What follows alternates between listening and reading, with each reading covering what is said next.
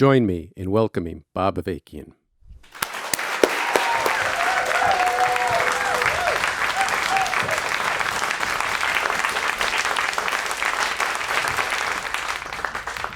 Why we need an actual revolution and how we can really make revolution.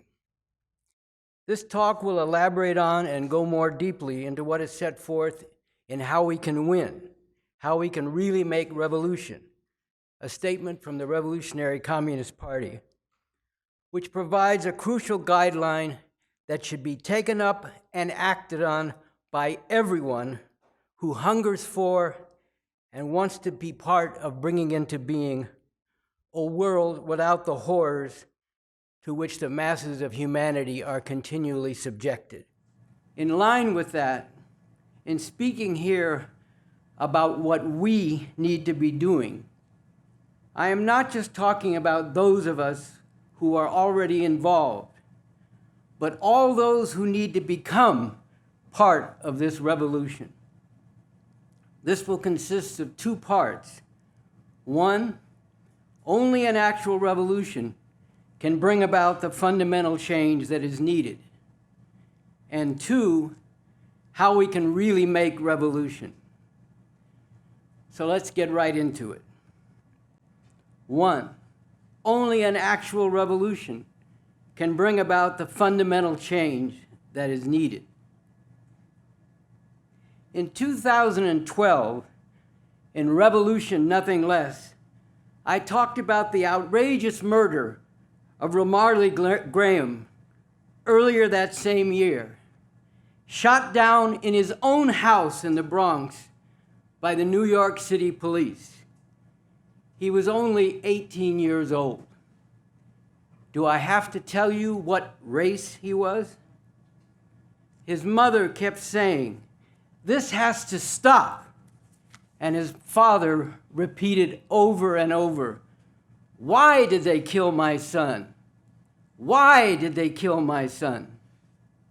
New York cops then loudly rallied around their fellow pig who murdered Ramarley in cold blood, viciously taunting Ramarley's family and loved ones, demonstrating yet one more time the ugly truth that in the way this country has been built, and for the powers that be in this country, the humanity of Black people has never counted for anything. They have never been valued as human beings, but only as things to be exploited, oppressed, and repressed. 6 years later, and with cold-blooded murders by police, continuing in an unbroken chain, I will say again now what I said then. How many more times does this have to happen? How many more times do the tears and the cries of anguish and anger have to pour forth from the wounded hearts of people? How many more times, when another of these outrageous murders is perpetrated by the police, do we have to hear those words that pour gasoline on the already burning wounds?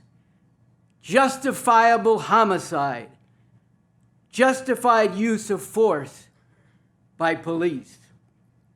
How many more? Ramarley Graham, Nicholas Hayward Jr., Tamir Rice, Eric Garner, Darius Pinex, Oscar Grant, Manuel Diaz, Joel Acevedo, Laquan McDonald, Ayanna Stanley Jones, Sandra Bland, Jack Sun, Rennie Davis, Michael Brown, Freddie Gray, Maurice Granton, Harith Augustus. The list goes on and on and on. Thousands and thousands, especially Black and Latino and Native American. If this were the only thing wrong with this system, it would be more than enough reason to sweep it off the earth. But this is only part of the intolerable outrages that are continually perpetrated by this system and that cause so much unnecessary suffering for the masses of humanity. So let's go back to why and what it will take to make all the outrages really stop. Why are Black people, Latinos, and Native Americans subjected to genocidal persecution, mass incarceration, police brutality, and murder? Why is there the patriarchal degradation, dehumanization, and subjugation of all women everywhere, and oppression based on gender or sexual orientation? Why are there wars of empire, armies of occupation, and crimes against humanity? Why is there the demonization, criminalization, and deportations of immigrants and the militarization of the border? Why is the environment of our planet being destroyed?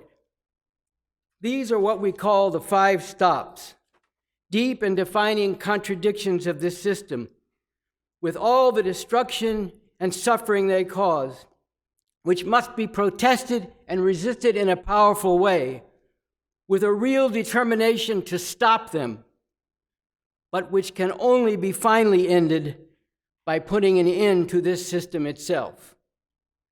Why, along with all this, do we live in a world where large parts of humanity live in stark poverty, with 2.3 billion people lacking even rudimentary toilets or latrines, and huge numbers suffering from preventable diseases, with millions of children dying every year from these diseases and from starvation, while 150 million children in the world are forced to engage in ruthlessly exploited child labor, and the whole world economy rests on a vast network of sweatshops, employing large numbers of women who are regularly subjected to sexual harassment and assault.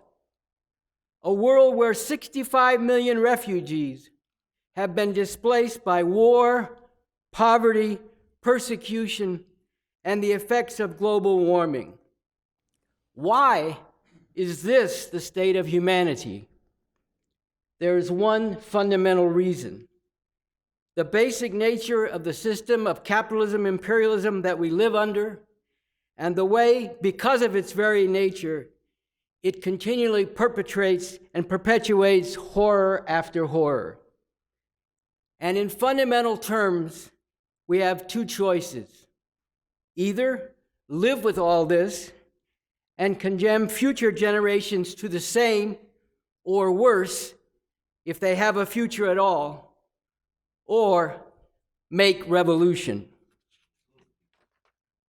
But what is the scientific basis for saying that this system is the source of all this? That it is built into this system, and therefore it is impossible to do away with these outrages through reforming this system, and instead it must be overthrown. Let's go back to those 5 stops. The oppression of Black people and other people of color. This system in this country was founded in genocide and slavery. From the beginning, African Americans and Native Americans were treated as pariahs, a caste of people less than human and not deserving of the same rights and opportunities as the European settlers of the territory. White supremacy was poured into the foundation and into every institution of the country. The uniting of the United States was accomplished through the compromise written into the founding Constitution that institutionalized slavery. And for generations, slave labor produced a great part of the wealth of this country.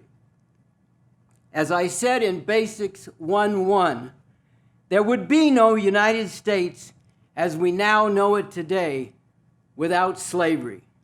That is a simple and basic truth. And then, when it was no longer possible to contain the conflicts that had been somewhat held in check by the founding compromise, the Civil War erupted between the southern slave states and the northern states, which increasingly were based on the exploitation of wage labor by capitalists. But shortly after the end of this civil war, another compromise was engineered, which was a continuation of the original compromise under the new conditions. The country was put back together on the basis of reaffirming and reinforcing white supremacy, with the masses of black people still overwhelmingly in the South, subjugated and terrorized into second-class citizen status, exploited in conditions of near slavery and sometimes still literal slavery by white plantation and other property owners. And the land and way of life of the native peoples was further stolen through armed conquest and decimated by slaughter, confinement in reservations, and cultural genocide, which has resulted in the poverty, oppression, and repression that continues to be inflicted on Native Americans to this day. Under slavery, it was the armed patrols and militias organized by the slave owners that hunted down slaves who rebelled or just tried to escape and terrorized the masses of black people as a whole. After slavery, with Jim Crow segregation, it was the Ku Klux Klan, together with local sheriffs, who largely played this role. Today, in the conditions in which masses of black people in the ghettos of the inner cities find themselves, the role that was played in the past by the slave patrols and then the Ku Klux Klan and local sheriffs is now carried out by heavily armed urban police forces. This is a big part of the overall role of the police, which, as I said in Basics 124, is not to serve and protect the people. It is to serve and protect the system that rules over the people, to enforce the relations of exploitation and oppression, the conditions of poverty, misery, and degradation into which the system has cast people and is determined to keep people in. The law and order the police are about, with all their brutality and murder, is the law and order that enforces all this oppression and madness. In the days of slavery and then Jim Crow segregation after the Civil War, the oppressors viciously exploited and terrorized black people, brutally murdering those they saw as posing a threat or not staying in their place. But they did not kill off or incarcerate a huge part of the black population because their labor was needed as a backbone and crucial source of profit for the cotton plantations and the overall economy in the South and the country as a whole. Today, with great numbers of black people concentrated in the inner cities, and with many factories and other capitalist enterprises having moved away from the urban cores, the police have killed thousands of black people in the last few decades, and they play a key part in forcibly maintaining masses of black people in a situation where, especially youth, robbed of any decent future under this system, are killing each other in the thousands, and millions are either incarcerated or in some other way under the control of the so-called justice system. Because white supremacy is such a defining part of this country, it is not just African Americans and Native Americans, but people of color generally who are subjected to discrimination, degradation, and brutality. And this applies now in acute ways to those whose roots lie in Mexico, El Salvador, and other parts of Central America and the Caribbean, which are tightly ensnared in a net of domination and exploitation by the imperialists of the USA, whose ravaging of these countries has driven many to emigrate to the US itself. white supremacy and capitalism. They have been completely interwoven and tightly stitched together through the whole development of this country down to today. To attempt to really put an end to white supremacy while maintaining the system of capitalism would tear the entire fabric of the country apart. White supremacy and capitalism. It is not possible to overcome and finally abolish the one without overthrowing and finally abolishing the other. The oppression of women and oppressive gender relations. Not only is white supremacy completely interwoven and tightly stitched together with the development of capitalism in this country, but male supremacy is also completely interwoven and tightly stitched together with the whole historical development of the division between exploiters and exploited, oppressors and oppressed throughout the world, including the capitalist imperialist system which is dominant in the world today. Thousands of years ago, with the development of human societies in such a way that means of production, land, domesticated animals, tools, and so on, were no longer the common resource of people, but instead became privately owned. And with the division of labor resulting in women being responsible for child rearing and men dominating ownership of these means of production and wanting to pass this along to their male heirs and not someone else's, this led to the dominance of the patriarchal family, with the man having power over his wife or wives and children, and women in society overall being subordinate to men, with all the brutality and terror, both mental and physical, that has been used to enforce this, and the whole ideology and culture of male supremacy and misogyny regarding women as lesser, despised beings whose essential purpose is to serve men, that has rationalized and reinforced this inequality and oppression. This patriarchal oppression has also been bound up with the suppression and punishment of relations among people, including intimate relations that run counter to and challenge traditional gender relations. It is crucial that there be determined struggle against this terrible oppression in all of its manifestations.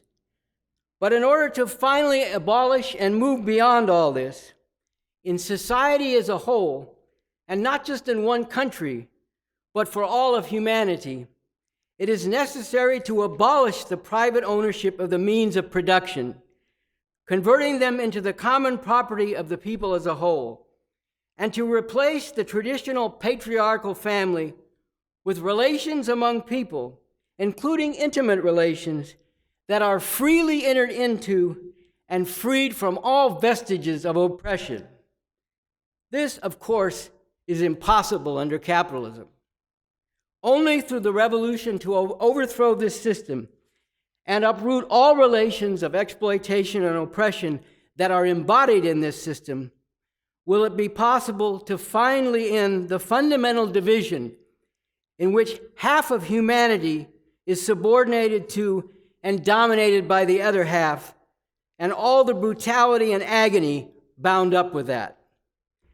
This is why, in the new socialist society that will be brought into being with the overthrow of capitalism, the goal, as set forth in the Constitution for the new socialist republic in North America, must be to overcome all tradition's chains embodied in traditional gender roles and divisions, and all the oppressive relations bound up with this in every sphere of society, and to enable women as fully as men to take part in and contribute to every aspect of the struggle to transform society and the world in order to uproot and abolish all relations of oppression and exploitation and emancipate humanity as a whole.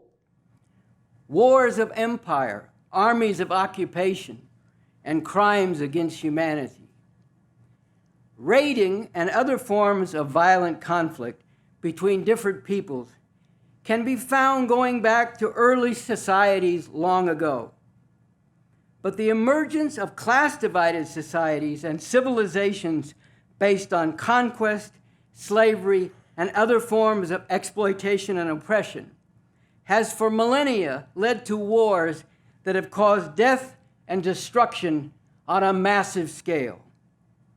This has been especially so once the production and exchange of commodities, things produced for exchange rather than for direct use by those who produce them, developed on a large scale, and means of transport were developed that enabled commodities to be exchanged and markets for exchange to be actively sought over a large and increasingly expanding territory. Wars were then fought to conquer markets and trade routes, as well as sources of raw materials, and to enslave and exploit conquered peoples. With the development of capitalism over the past several centuries, commodity production and exchange has been greatly extended to become the generalized way in which production and exchange has been carried out. If you think about it, all the things that you use, or almost all of them, you do not make them yourself. You exchange something, namely money, to buy them from some other source. And this is what people all over the world are now doing. This is what capitalism has generalized. And capitalism has more and more tightly bound things together under its domination into an overall world system. But this system of capitalist imperialism is marked by profound divisions between different classes and groups of people within each country, between a small number of capitalist imperialist countries and the countries under the domination of these imperialists, particularly in the third world, that is Latin America, Africa, the Middle East, and Asia, and divisions between imperialist countries themselves, whose rivalry has revolved to a significant degree around their contention for control of colonies and people to exploit in the third world. And when, for a time in the last century, there were socialist countries, first in the Soviet Union and then also in China, there was a conflict between the imperialist powers and those socialist countries which the imperialists worked to isolate, suffocate, and destroy. All this led to 2 world wars in the last century, in which tens of millions of people were killed, including huge numbers of civilians. Since the end of World War II in 1945, the divisions that marked the world within the overall framework of domination by the capitalist imperialist system have led to continual wars. Wars where imperialist powers have unleashed massive violence against people fighting for liberation from imperialism in countries of the third world, such as the war in Vietnam, where the U.S. slaughtered several million Vietnamese and poisoned much of the soil of that country with chemical weapons. War crimes and crimes against humanity that the U.S. imperialists have continued in all parts of the world, including today, for example, in the Middle Eastern country of Yemen, where because of bombing and other actions by Saudi Arabia and the United Arab Emirates, backed, armed, and aided by the U.S., 1 million people, including large numbers of children, are suffering and many are dying from the terrible disease cholera. And 8 million people, more than a fourth of the population, are facing starvation. And there are wars between different oppressive forces, including wars where imperialist powers fight each other not directly, but through proxies, such as the war which has devastated Syria over the past several years, where the U.S. and Russia have backed, armed, and aided different factions. While another world war, which especially with the arsenals of nuclear weapons in the hands of the U.S. and Russia, China, and some other countries, could lead to destruction and death on a massive scale, and could even bring about the extinction of the human race. While this has so far been avoided, so long as the capitalist imperialist system continues to dominate the world, and the profound divisions this embodies and enforces continue to exist, the danger remains of a far more devastating war than anything previously endured by humanity. Only through the overthrow of this system, including in its greatest centers of power in the imperialist countries themselves, an overthrow carried out also with the aim of preventing these imperialists from launching an all-out war of annihilation. Only in this way can we advance toward the goal of overcoming the divisions among human beings that embody exploitation and oppression and lead to violent conflict, and finally make a reality of the dreams and aspirations of so many for a world without war. The demonization, criminalization, and deportations of immigrants, and the militarization of the border.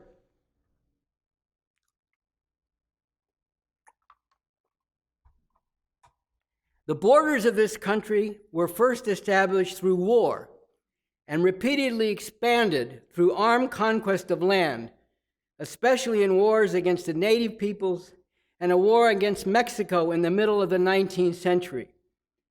This war resulted in over half the territory of Mexico coming under the control of the U.S., and it was fought on the U.S. side for the purpose of expanding slavery, as well as greatly enlarging its territory.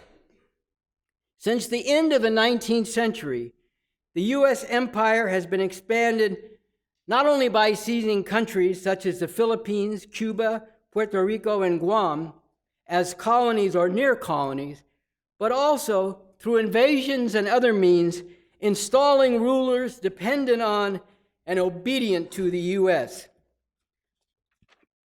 Today, the U.S. has military forces and intelligence operatives stationed in over 100 countries around the world, and it provides military backing and other aid to governments, including brutally oppressive regimes, that it maintains as part of the U.S. empire.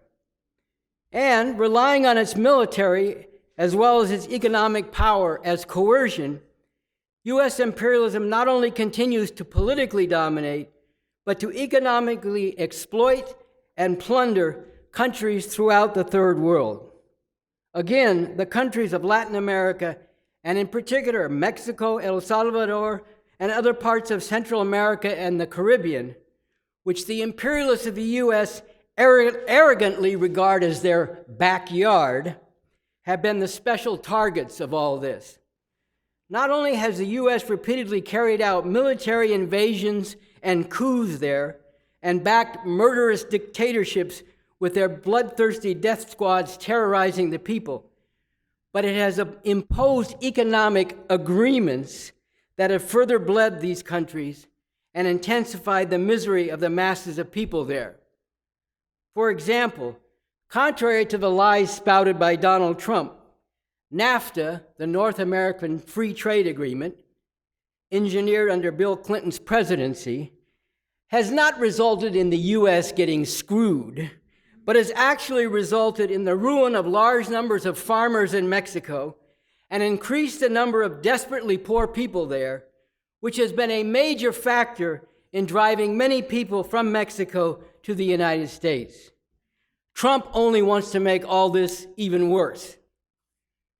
For all these reasons, along with other factors such as global warming and the accompanying crisis of water shortage in many countries, there are tens of millions of refugees in the world today, driven from their home countries and seeking asylum or simply a means to survive in the U.S. and in capitalist countries in Europe. And given all this, it is the height of hypocrisy and of cruelty for the U.S. government, and in particular the Trump-Pence regime, to talk about the right of countries to secure their borders and bray about building a wall to enforce this, let alone to denounce the masses of immigrants from a country like Mexico as rapists, drug dealers, and murderers, and to enact such barbaric measures as separating children, even very young children, from their parents if they are attempting to enter the U.S. without the required papers, and even if they are seeking asylum from persecution and violence.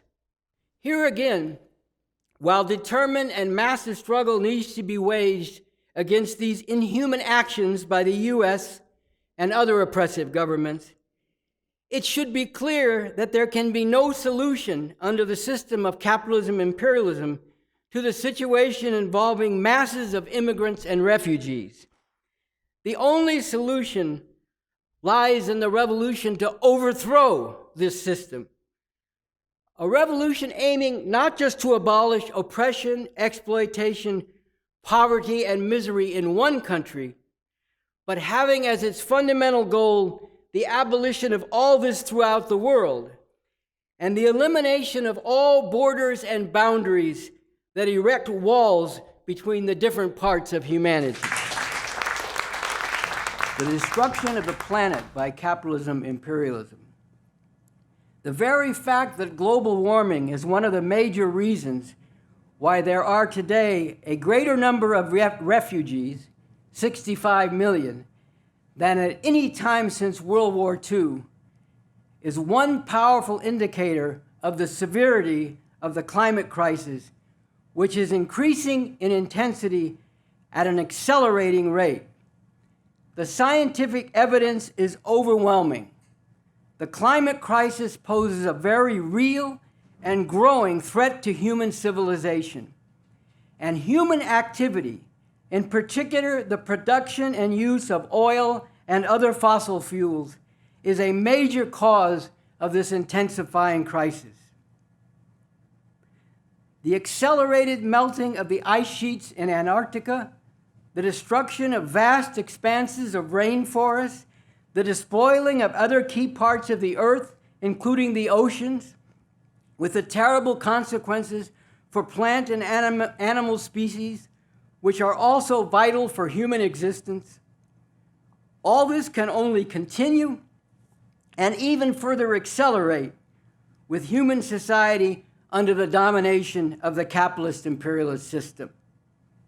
Despite conferences and agreements which claim to be addressing this crisis, but which are dominated by the countries that are the biggest contributors to this crisis, despite talk and even some steps to develop sources of energy as alternatives to fossil fuels, despite all this, the very nature of the capitalist imperialist system dictates that competing capitalists controlling billions of dollars of investments, and the governments of the major world powers in particular, are compelled to contend with each other for markets, cheap labor and raw materials, including fossil fuels, and for control of strategic parts of the world.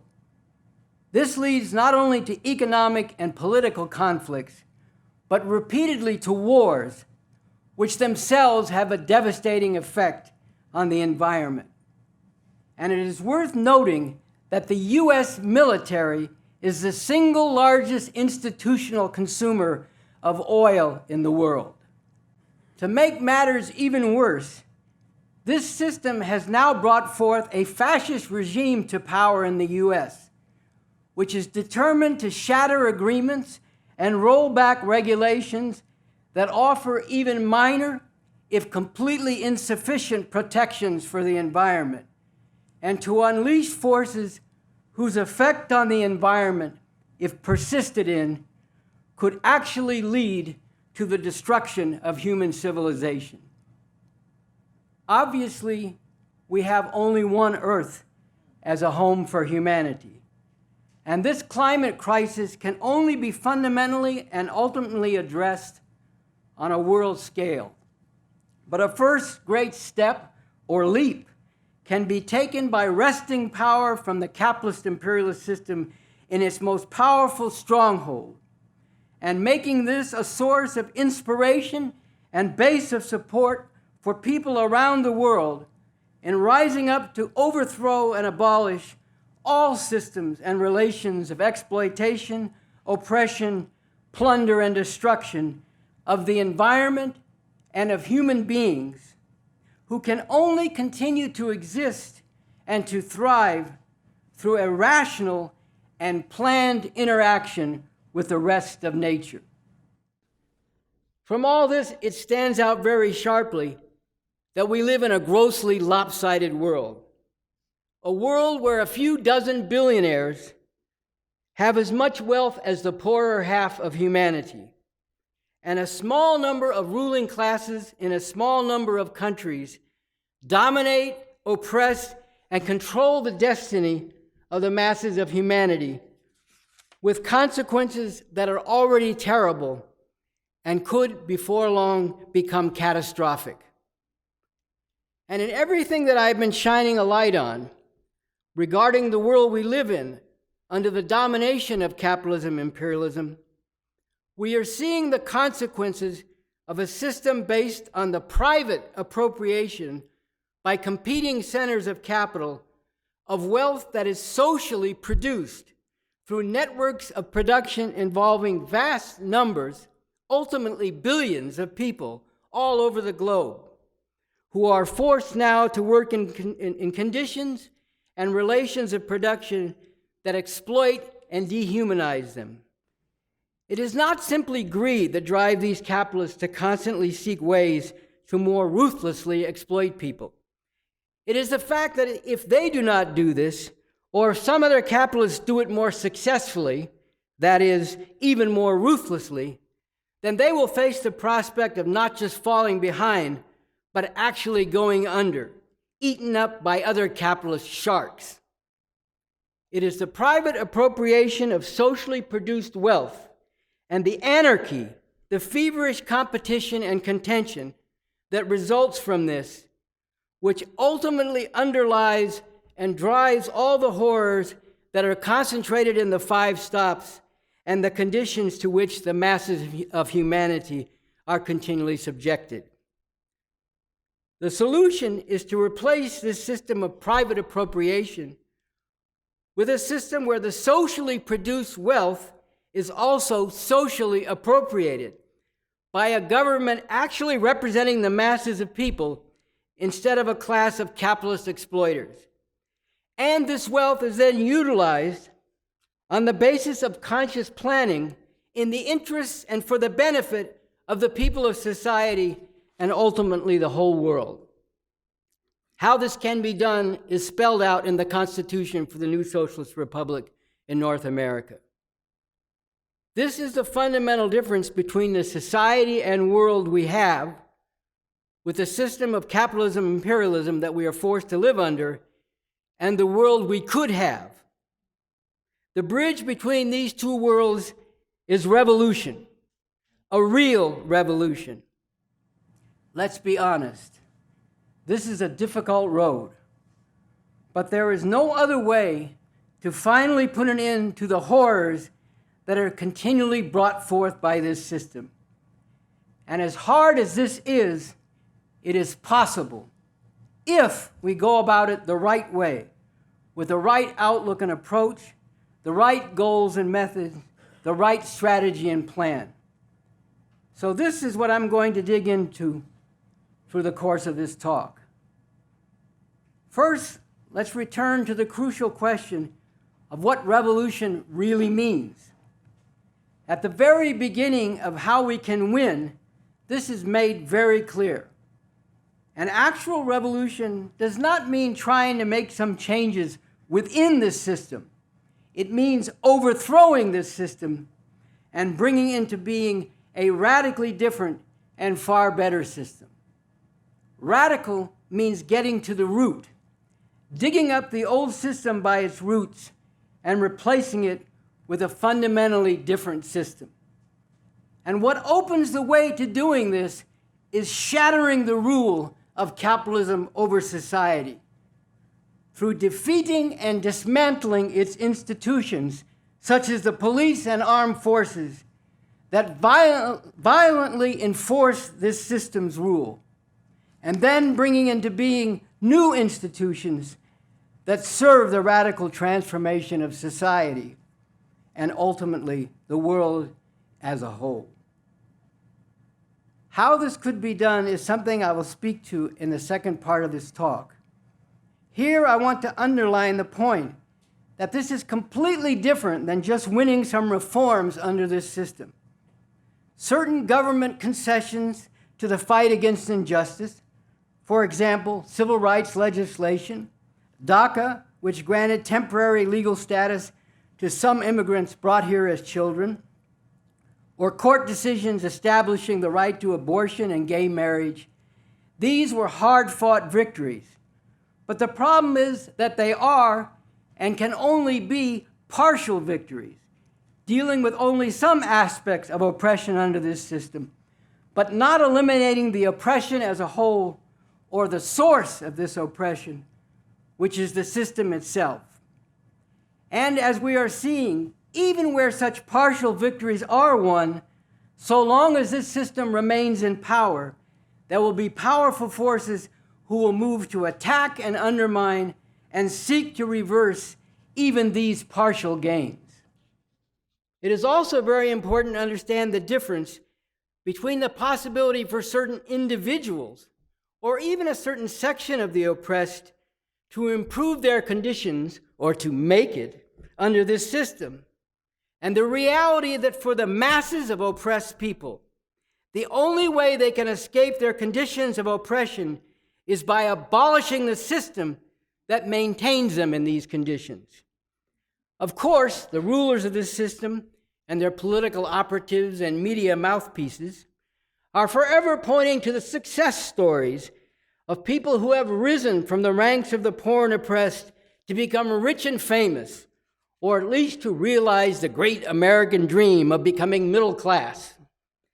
This is like going to a casino where by far most who play are played for suckers and sink deeper into a hole, while every time there is a winner, it is loudly celebrated, often with bells, sirens, and so on, to make people believe that if they just keep playing, they too can become winners. This touches on something of great importance: the relation between individuals and the larger society and world of which they are a part. Everyone, of course, exists as an individual. But at the same time, the larger society and world establishes the conditions within which individuals exist and function and shapes their outlook and values. Even the aspirations and the felt needs of individuals are shaped in this way. To cite a simple example, no one in 1970 felt that they needed to be on their cell phone continually, because cell phones did not yet exist. But once people have them, they have great difficulty doing without them, as we know. Here, a formulation by the founder of communism, Karl Marx, a formulation that has come to be known as the Four Alls, is very relevant. Marx wrote that the communist revolution requires and involves the abolition of all class distinctions among people, the abolition of all the production relations, the economic relations on which those class distinctions rest, the abolition of all the social relations that correspond to those production relations, and the revolutionizing of all the ideas that correspond to those social relations. Among other important insights that can be gained from what Marx is getting at here is the understanding that while, again, people exist as individuals, and their individuality is important and should be given due weight, overall it is the prevailing economic relations and the corresponding social relations and ideas that in a fundamental and overall sense shape individuals and individual aspirations. The divisions among people in a society like this, including the unequal and oppressive divisions between rich and poor, white and non-white, men and women, and so on, are real and objective. Democratic Party politicians keep saying things like, Trump is dividing us instead of uniting us. But these divisions are not caused by the divisiveness of someone like Trump. Trump makes use of these divisions in pursuit of his fascist agenda, but neither he nor anyone else has caused or could have caused these divisions. They are rooted in the very nature, functioning, and requirements of this system, in the way all this has historically evolved. To eliminate these divisions, it is necessary to eliminate this system. From everything that has been said so far, it should be clear why the fundamental change that is needed cannot be brought about by voting. Of course, those who care about and are determined to do something about oppression and injustice are constantly bombarded with the notion that it is crucial to vote for the Democrats because at least they sometimes say they care about this. And this has become all the more intense and insistent with the rise to power of the Trump-Pence fascist regime and its backing by the politicians of the Republican Party, which has itself become a fascist party at its core. It is crucial to vote for the Democrats, they tell us, in order to do something to limit the harm Trump can do. The leaders of the Democratic Party refuse to say that Trump should be removed from office now, and they insist that even talking about that only plays into Trump's hands.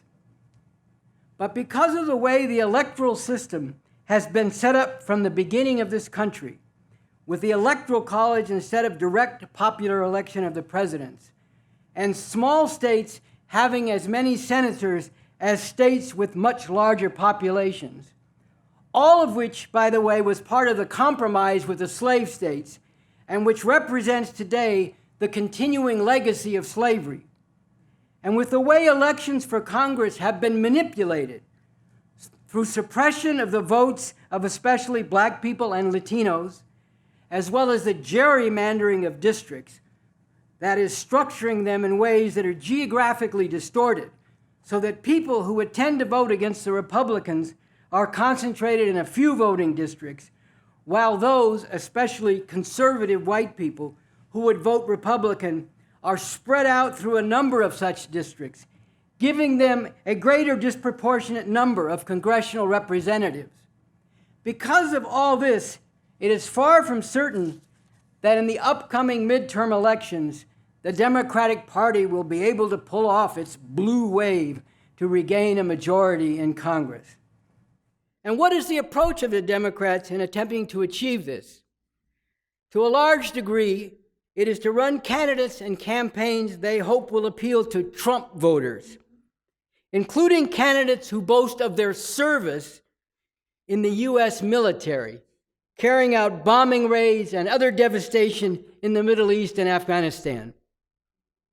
The truth is that not only is it necessary to overthrow the system in order to put an end to what is concentrated in the 5 stops and the horrific conditions to which the masses of humanity are subjected in a world dominated by this system of capitalism and imperialism, but even short of revolution, even in order to prevent the Trump-Pence regime from further consolidating its rule and more fully implementing its fascist program, it is necessary to rely not on the Democratic Party, but on masses of people, breaking out of the confines of politics as usual and carrying out sustained, nonviolent mass mobilization to drive out this fascist regime.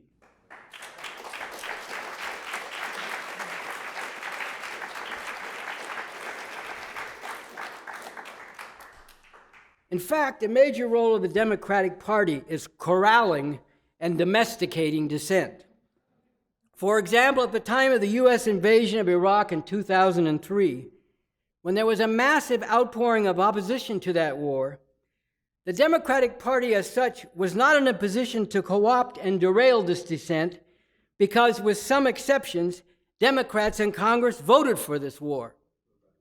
So they utilized the organization Move On as a kind of oppositional force whose main role was to lure people who were alienated by the war and by the Democratic Party's support for the war back into politics as usual, back into the framework and confines that had produced that war in the first place. More recently, the Democratic Party and those aligned with it have done the same thing with regard to the anger and disgust that literally tens of millions feel toward Trump. And in some ways, the Democrats have actually positioned themselves to the right of Trump, especially in their insistence that the basic problem with Trump is that he is undermining America's dominant position in the world, when in reality, the America First actions of the Trump-Pence regime are aimed at increasing that domination in ways that represent a grave threat to humanity. In case there were a need for further evidence of what the Democratic Party is really about, here are two other striking examples.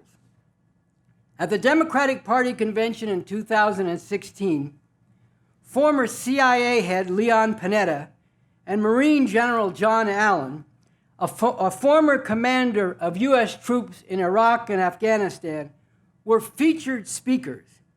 And when some people at the convention responded by chanting, "No more war," they were met by attempts of the convention officials to silence them, and then they were drowned out by the mainstream of the Democratic Party delegates bellowing, "USA! USA! USA!" And it's just as ugly as that.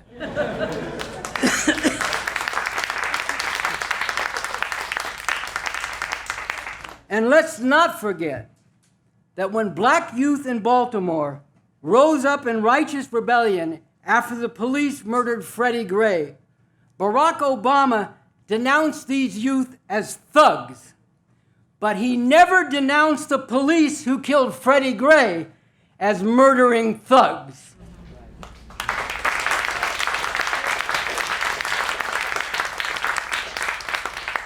I could go on and on. There is more than a mountain of evidence that shows the actual nature and role of the Democratic Party as a major instrument of this monstrously oppressive system. But there is an even more basic problem.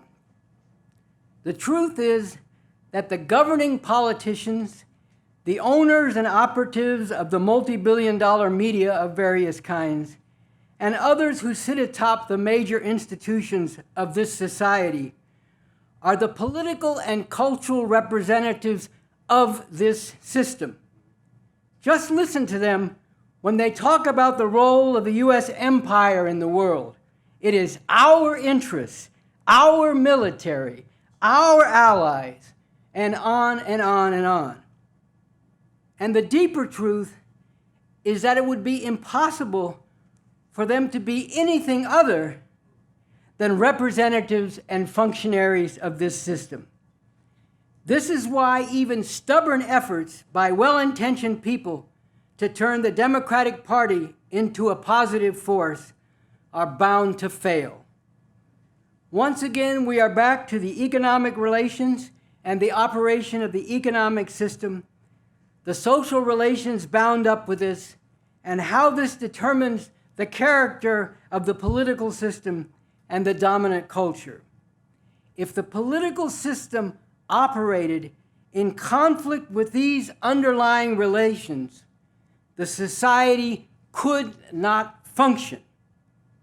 For this fundamental reason, political parties which have a major role and influence in this society are and could only be ruling class parties, representatives of the ruling capitalist class, instruments of this system of ruthless oppression, administrators and enforcers of a worldwide empire of exploitation and plunder, responsible for massive destruction and devastation of countries and people, and posing a very real and growing threat to the very existence of humanity through environmental destruction or nuclear annihilation. Here is another very important truth they won't tell you. The police, the armed forces, the courts, and so on, all this represents the dictatorship of the capitalist imperialist system. We are always told that a dictatorship is a powerful leader pounding on a podium and issuing orders that everyone has to follow. But the essence of dictatorship is a monopoly of armed force and violence carried out by the official institutions and declared legitimate, which is exactly what this system claims. That the violence repeatedly used by its institutions here and all over the world is legitimate violence, when in fact it is completely illegitimate, murderously enforcing brutal relations of exploitation and oppression. Through the media and in other ways, we are subjected to constant brainwashing about the military and the so-called intelligence community of this country. To bring out again the actual truth, along with the massive war crimes and crimes against humanity continually carried out by these enforcers of the U.S. empire, which have involved the slaughter of millions and millions of people in Korea, Vietnam, Indonesia, Guatemala, the Dominican Republic, Chile, Iraq, and on and on and on, a personal experience also captures the depraved nature of the U.S. military. In 1974, in returning from what was then a revolutionary, genuinely socialist China, during a stopover in Japan, I went to a bathroom in a Tokyo airport, and the walls were covered with declarations from U.S. soldiers saying things like, "Japanese pussy is good, but there is nothing anywhere near as good as South Korean pussy." This was not some kind of aberration. It typifies the mentality of the U.S. military. I recall reading that in the earlier invasion of Iraq in 1991, U.S. pilots watched pornography to get revved up to carry out their bombing raids. Still today, U.S. military installations around the world are surrounded by whorehouses, where women are reduced to servicing U.S. soldiers. And the U.S. military has one of the highest institutional rates of sexual assault against women. It is an important truth that any military is a reflection of the system for which it is fighting. And this is certainly true of the military of U.S. imperialism. In recent times, we've been subjected to a barrage of bullshit, glorifying the Navy SEALs as some sort of especially heroic badasses. Well, there is nothing heroic about being part of the mechanized and digitized machinery of death, devastation, and degradation that is the U.S. military, or the missions they carry out to violently enforce the dictates of this system which this military serves. What is truly heroic, and what will represent a great service to humanity, is standing up against the system that this military enforces, and its unending war crimes and crimes against humanity, and when the time comes, going up against and defeating the violent force that is used to maintain this system.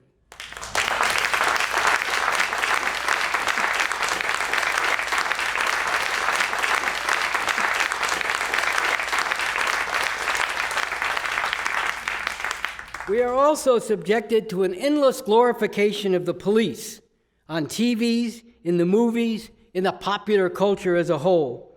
At the same time as Black people and Latinos, especially the youth in the ghettos and barrios of this country, are repeatedly portrayed as depraved, subhuman animals.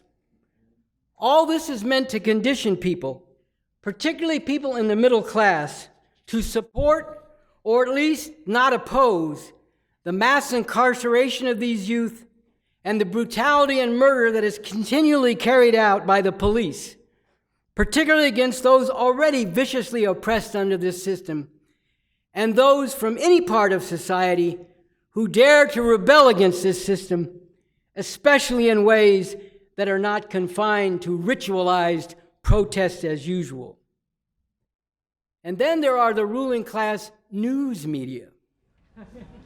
There are media like Fox News that represent the fascist section of the ruling class, which aims to impose undisguised capitalist dictatorship without the rule of law, with open hostility toward other sections of the ruling class itself that these fascists regard as enemies, and vicious repression against immigrants, black people, Muslims, women, and LGBT people, all those whose degradation and criminalization is essential for the fascist program of making America great again. Lying, systematically distorting reality, is a function and mission of these media. On the other hand, there is the New York Times, the Washington Post, CNN, MSNBC, and so on, which represent the mainstream section of the ruling class that advocates governing norms and democratic principles and procedures that embody and facilitate dictatorship, but at the same time disguise this dictatorship. These mainstream media tell some of the truth some of the time when it serves their sense of ruling class interests, and they lie and distort a lot of the time whenever they see that as serving those same interests. The differences and conflict between these different sections of the ruling class have been sharpened with the ascendancy of the fascist Trump-Pence regime. But even with these differences, they all represent the same system of capitalism imperialism, and specifically the U.S. empire of exploitation. As I wrote in The New Communism, these media are not vehicles for providing people information about important things in society and the world, and they are certainly not objective, if that means presenting reality as it actually is, nor are they a free press in the sense of not being beholden to and controlled by powerful interests. They are, in fact, the propaganda machinery of the capitalist imperialist ruling class. All these representatives of this system claim to speak in the name of the people and insist that what they are doing and how this system operates is in accordance with the will of the people. Yes, the will of the people, exactly as it has been shaped by this system, by the nature and dynamics of the economic relations and the social relations, and by the influence of the political system and the dominant culture which serve to reinforce those economic and social relations. So how can all this be changed in any fundamental way if so many people, including people who suffer so terribly under this system, are so brainwashed and caught up in so much bullshit? This is something I will get into more fully in the second part of this talk. But as a basic point of understanding and orientation, it is important to recognize that people can change in radically positive ways. And this has happened many times throughout history, including more recent history in this country, in a big way in the 1960s. But this can happen only by breaking out of the framework of this system, and only in a fundamental way by overthrowing this system and moving on to thoroughly transform society and ultimately the world as a whole. This year is the 50th anniversary of 1968. Even the representatives and advocates of this system cannot simply ignore the significance of that year and the very positive upheaval, rebellion, militant defiance, and radicalization that characterized it and that period overall. However, as can be seen, for example, in the CNN series 1968, they are once again trying to force all this into the framework of ruling class interests and ruling class politics, and in particular the presidential election of that year. And there are progressives who insist that the left made a terrible mistake in 1968 by not supporting the Democratic candidate for president, Hubert Humphrey, which they say allowed Richard Nixon to win the election and gave support and impetus to the right wing in its backlash against the progressive movements and gains of the 1960s. What is revealed in this critique is the utter inability or the refusal of such progressives to see and think beyond the confines of capitalist relations and capitalist rule, even in attempting to analyze the kind of situation that existed in 1968 when great numbers of people were precisely challenging and breaking out of those confines. By 1968 and for several years after, there were large numbers of people in this country, including millions of youth from the middle class, as well as masses of poor and oppressed people, who were motivated by a thoroughly justified hatred of this system and aspirations for a radically different and better world. And this reached deeply into the system's own armed forces. Even if the understanding of most was marked by revolutionary sentiment, which, while righteous, was lacking in any deep and consistent scientific basis. And the real failure of that time was that there was not yet a revolutionary vanguard with that scientific foundation and method, and the orientation, strategy, and program that could give organized expression to the mass revolutionary sentiment and lead a real attempt at actually making revolution. That is a challenge before us now.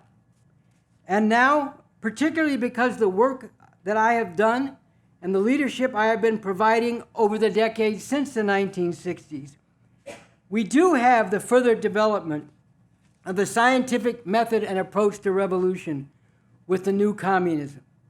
We have the strategic approach and plan for making this revolution.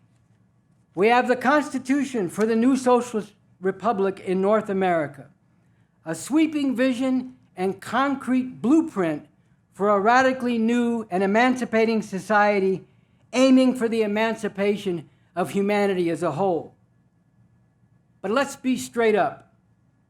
What we do not have yet are masses of people who are won to revolution and driven to work for it, especially youth who are always the driving force of any revolution. And although we have the foundation and scaffolding of revolutionary organization that could be built on and expanded into a vanguard force capable of actually leading the revolution all the way through, we do not yet have the necessary cadre of leadership on all levels and in all parts of the country who have not only the determination, but also the scientific grounding to lead the masses who must be brought forward in making revolution. While some of us who came forward during the 1960s have retained, indeed deepened, our revolutionary passion and the scientific grounding that sustains it, many others have given up on revolution. And although there are literally tens of millions in this country who hate the injustices and indignities that people suffer under this system, and who can be awakened to the possibility of a radically different and better world, as yet far too few have been brought forward into the ranks of the revolution and developed and trained as revolutionary leaders.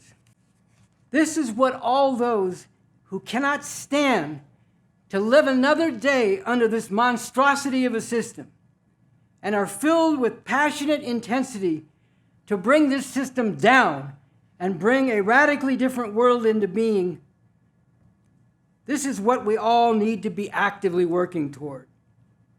Building up the ranks of the revolution, first in the thousands, and then as things develop toward the decisive point, millions, as an organized force, and learning to become leaders of this revolution who can enable those millions to be in a position to fight all out with a real chance to win when the time comes.